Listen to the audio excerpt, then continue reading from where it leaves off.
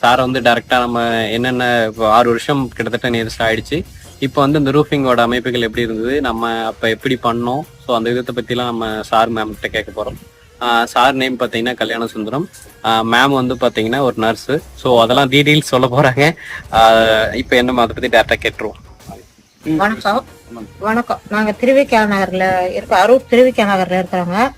இந்த மேல வந்து எங்களுக்கு மொட்டை மாடியா இருந்துச்சு.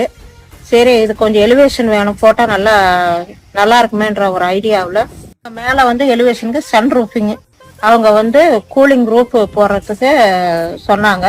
அதே மாதிரி நாங்களும் கூலிங் ரூப் போட்டோம். இது வரைக்கும் நல்லா இருக்குங்க, எந்த பிரச்சனையுமே இல்லை. லேபர் நல்லா ஒர்க் பண்ணாங்க.